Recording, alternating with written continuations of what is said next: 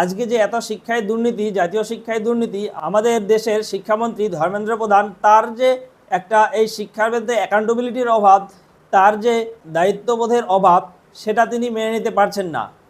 নির্লজ্জের মতো তিনি এখনও পদে বসে আছেন।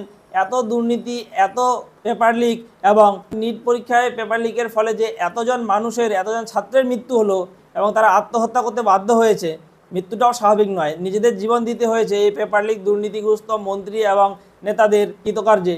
ফলে তাদের সমর্থনে এবং তাদের জন্য এবং ভবিষ্যতে যেন এরকম না ঘটে তার জন্য এই সোনম ওয়াংচুক মানুষটি আজকে অনশনে নেমেছেন, সেই মন্ত্রী, যে দুর্নীতিগ্রস্ত মন্ত্রী ধর্মেন্দ্র প্রধানের পদত্যাগের জন্য। অথচ সেই নির্লজ্জ বেহায়া শিক্ষামন্ত্রী ধর্মেন্দ্র প্রধান এখনও রিজাইন দিচ্ছেন না, এখনও পদত্যাগ করছেন না।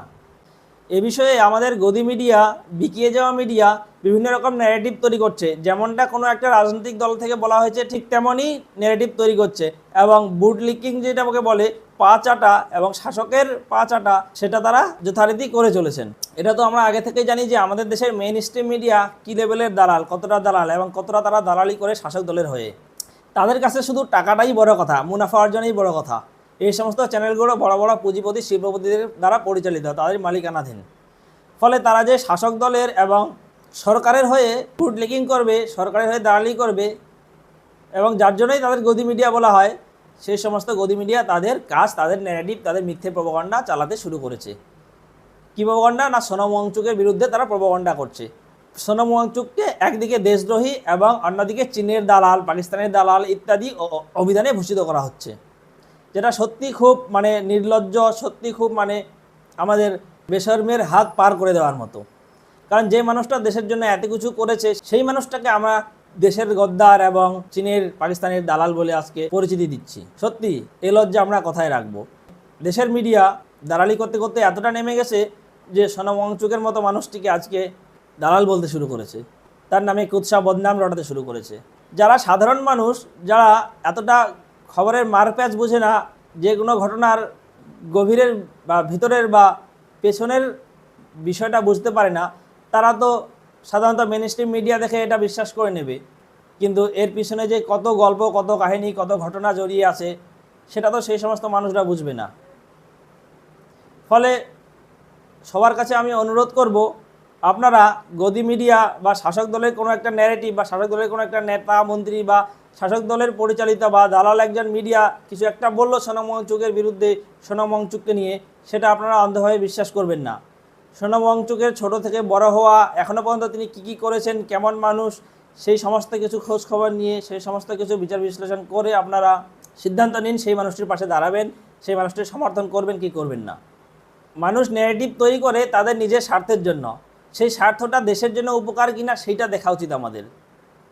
আচ্ছা, আপনারা একবার ঠান্ডা মাথায় ভেবে দেখুন, সোনম ওয়াংচুকের কী দরকার ছিল?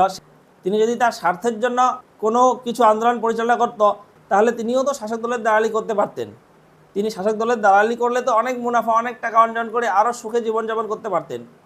সেটা তিনি করছেন না। তিনি আমাদের প্রজন্ম, ভবিষ্যৎ প্রজন্মের কথা ভাবছেন, আমাদের হয়ে এডুকেশন সিস্টেমকে চেঞ্জ করতে চাইছেন। অথচ আমরা তার নামেই বদনাম কুৎসা রটাচ্ছি, বিশেষ করে গদি মিডিয়া এবং কিছু ইউটিউব চ্যানেল বা সোশ্যাল কন্টেন্ট ক্রিয়েটাররা। ফেসবুক খুললেই দেখবো কিছু কিছু কন্টেন্ট ক্রিয়েটার আছে, সোনম ওয়াংচুকের বিরুদ্ধে বদনাম রটাচ্ছে, কুৎসা রটাচ্ছে, মিথ্যে প্রপাগান্ডা ছড়াচ্ছে, মিথ্যে ন্যারেটিভ তৈরি করছে। টিভি খুললে, সোশ্যাল মিডিয়া ছাড়াও মেইন স্ট্রিম মিডিয়া খুললে আপনারা দেখবেন যে কিছু কিছু গদি মিডিয়া দালাল চ্যানেল আছে, যারা যে সমস্ত দালাল সাংবাদিক মেইন স্ট্রিম মিডিয়ায় বসে খবর পরিবেশন করছেন, তারা সোনম ওয়াংচুকের বিরুদ্ধে মিথ্যা বদনাম, কুৎসা ও মিথ্যা ন্যারেটিভ প্রপাগান্ডা তৈরি করছেন, দেশের মানুষকে খেপিয়ে তুলছেন এবং দেশের মানুষের কাছে এই সমস্ত মিথ্যা প্ররোচনা করছেন। অপরদিকে এটাও ঠিক যে কিছু কিছু কন্টেন্ট ক্রিয়েটার, শুভবুদ্ধি সম্পন্ন মানুষ আছেন এবং কিছু কিছু দু একটা চ্যানেল আছে যারা সোনম ওয়াংচুকের সমর্থনে, এডুকেশন সিস্টেমের সমর্থনে এবং একটা সুষ্ঠু, সুনিয়ন্ত্রিত এবং সুষ্ঠু স্বাভাবিক এডুকেশন সিস্টেম, শিক্ষা ব্যবস্থা তৈরি করার লক্ষ্যে সোনম ওয়াংচুকের সমর্থনে আজকে কথা বলছেন, আওয়াজ তুলছেন, সরকারের বিরুদ্ধে, অন্যায়ের বিরুদ্ধে প্রতিবাদ করছেন, আওয়াজ তুলছেন, আন্দোলন করে সমর্থন করছেন। যেমন একই মুদ্রার দুটো পিঠ থাকে, সেরকমই এখানেও একই মুদ্রার দুটো পিঠ।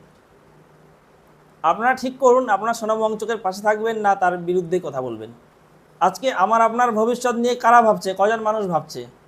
প্রত্যেকটা নেতা দেখবেন যে তাদের বড় বড় নেতারা তাদের প্রত্যেকটা সন্তানদের, তার ফ্যামিলি মেম্বারদের তাদের সন্তানদের ছেলে সন্তানদের দেখবেন বিদেশে পাঠিয়েছে, কেউ বিদেশে গিয়ে পড়াশোনা করছে, কেউ বড় বড় পুঁজিপতি আদানি আম্বানিদের বড় বড় স্কুলে গিয়ে পড়াশোনা করছে এবং বিদেশে গিয়ে ডিগ্রি অর্জন করছে। অথচ বর্তমান ভারতের সরকারি শিক্ষা ব্যবস্থার মেরুদণ্ড ভেঙে দিয়েছে এই নেতা মন্ত্রীরা এই শিক্ষা ব্যবস্থার মেরুদণ্ড ভেঙে দিয়েছে। এখানে আমার আপনার ছেলে সন্তানরা পড়াশোনা করতে যায়, সেখানে কেমন পড়াশোনা হয়, সরকারি শিক্ষা ব্যবস্থা কেমন সেটা আমরা জানি। সেই সরকারি শিক্ষা ব্যবস্থাটাকেই উন্নত করার জন্য, সেই সরকারি শিক্ষা ব্যবস্থাটাই যেন আরও ভালো হয়, মজবুত হয়, শক্তিশালী হয়, তার জন্যই সোনাম ওয়াংচুক অনশন করছেন। এই পরিবেশ আজকাল ধ্বংস হয়ে যাচ্ছে। বড় বড় নেতামন্ত্রীরা এবং আদানি আম্বানিদের বিক্রি করে দেওয়া হচ্ছে সরকারি সম্পত্তি এবং বন জঙ্গল ধ্বংস করে বড় বড় কলকারখানা তৈরি করা হচ্ছে। শাসক দল এগুলোকে ডেভেলপমেন্টের নাম দিচ্ছে, অথচ পরিবেশ ধ্বংস হয়ে গেলে যে আলটিমেটলি এই কৃত্রিম ডেভেলপমেন্ট এসবের কোনো মূল্য নেই, ভ্যালু নেই, সেটা আমরা বুঝতে পারছি না। শাসক দল তাদের মুনাফার জন্য, নেতামন্ত্রীরা তাদের মুনাফার জন্য জানে। এই নেতামন্ত্রীরা যারা এখন তাদের বয়স কখন যদি 50, 60, 70 হয়ে থাকে, তারা আর কতদিন বাঁচবেন? হাই 20, 30, 25, 5, 10 এরকম বছর বাঁচবেন। অথচ আমাদের ভবিষ্যৎ প্রজন্ম এখনও পুরোটা পড়ে আছে। ভবিষ্যৎ প্রজন্ম বছরের পর বছর, যুগের পর যুগ, কালের পর কাল এই দুনিয়ায় বাস করবেন। এই দুনিয়াকে বাসযোগ্য গড়ে তোলা আমাদের দায়িত্ব। প্রকৃতি রক্ষা করলেই দুনিয়া বাসযোগ্য হবে, বন সম্পদ রক্ষা করলেই এই পৃথিবী টিকে থাকবে, পৃথিবীর ভারসাম্য টিকে থাকবে। এই সবের জন্যই সোনাম ওয়াংচুক আন্দোলন করছেন, অনশন করছেন, সেই দুর্নীতিবাজ নেতামন্ত্রী এবং দুর্নীতিবাজ সরকারের বিরুদ্ধে, ভেঙে পড়া সিস্টেমের বিরুদ্ধে। আজকে এনার পাশে যদি আমরা না থাকি, তাহলে কারা থাকবে? তাহলে আমাদের ভবিষ্যৎ প্রজন্ম ধ্বংস স্বাভাবিক।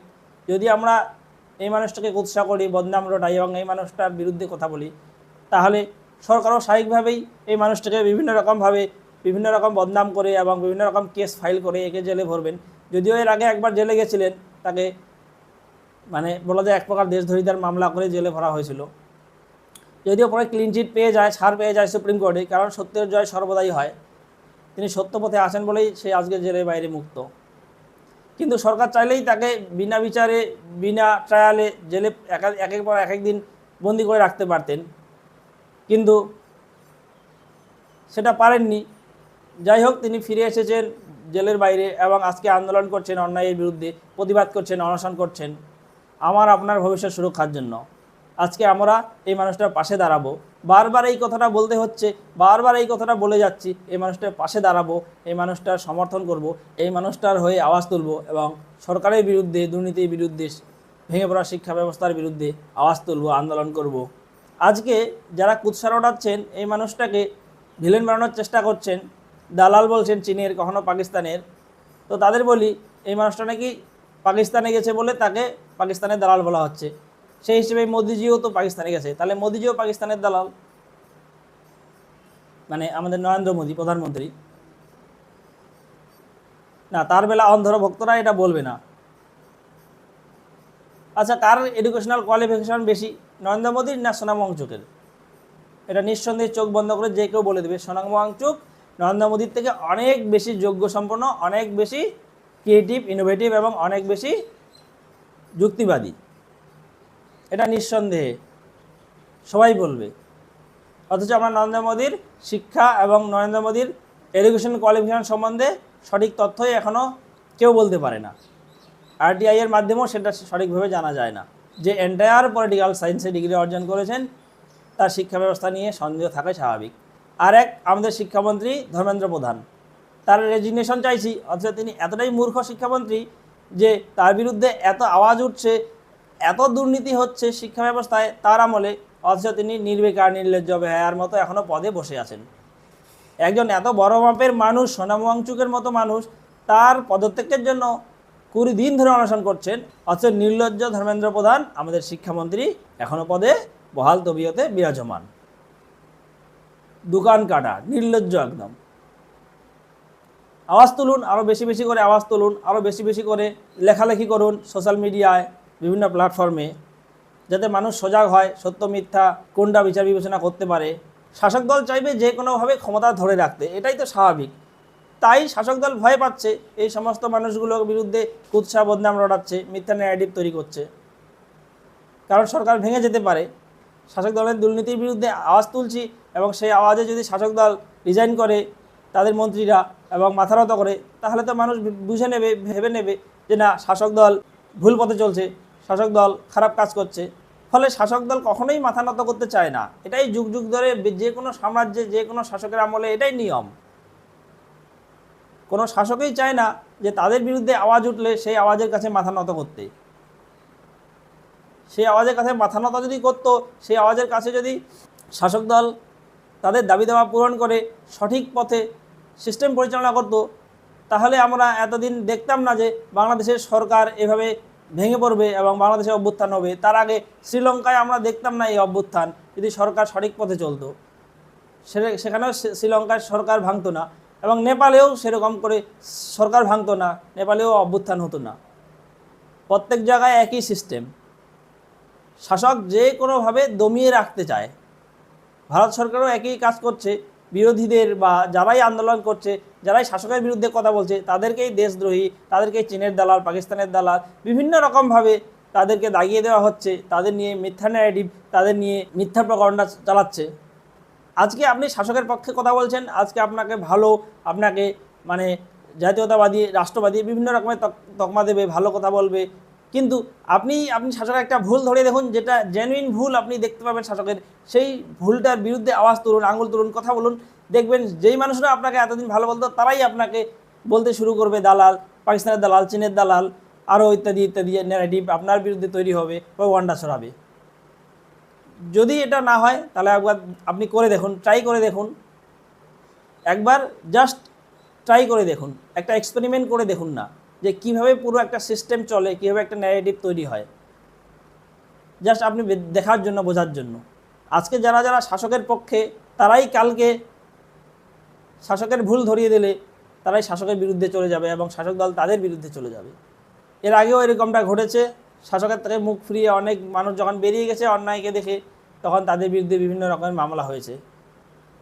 এছাড়াও যারা শাসকের বিরুদ্ধে কথা বলে, তাদেরকে বিভিন্ন রকম case, ED, CBI, income tax বা অন্যান্য মামলা করে তাদেরকে দমিয়ে রেখেছে, চুপ করে রেখেছে, নতুবা তাদের পক্ষে, তাদের দলে যোগদান করিয়েছে।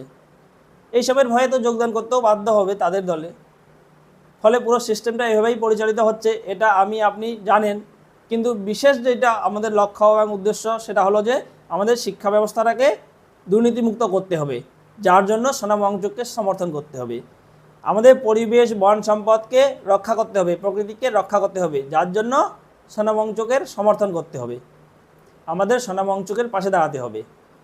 তিনি 20 জুলাই পার্লামেন্টে যাত্রা ডাক দিয়েছেন, সংসদ ভবনের। তো যারা সম্ভব হবে 20 জুলাই সেই যাত্রায় সামিল হবেন, এটাই আশা করব। যারা পারবেন না, সোশ্যাল মিডিয়ায় এবং বিভিন্ন রকম প্ল্যাটফর্মে তার সমর্থনে আওয়াজ তুলুন, কথা বলুন, এবং সরকারের যে দুর্নীতি এবং ভেঙে পড়া শিক্ষা ব্যবস্থা এবং প্রত্যেক ক্ষেত্রে দুর্নীতি এবং দ্রব্যমূল্য বৃদ্ধি এবং সারা বিশ্বে ভারতবর্ষের যে একটা ইমেজ খারাপ হতে শুরু করেছে, তার বিরুদ্ধে আওয়াজ তুলুন। আমাদের দেশ সবার আগে, আমাদের দেশের মাটি, দেশের মানুষ এবং আমাদের জাতীয়তা সবার আগে।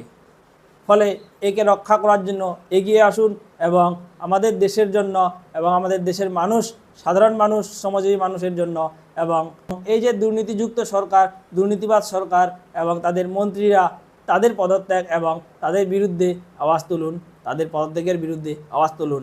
আজকের আলোচনায় আপনার গুরুত্বপূর্ণ মতামত আমাদের কমেন্ট বক্সে জানান এবং দি ন্যারেটিভ অ্যানালিস্টের পাশে থাকুন, সাথে থাকুন। ধন্যবাদ।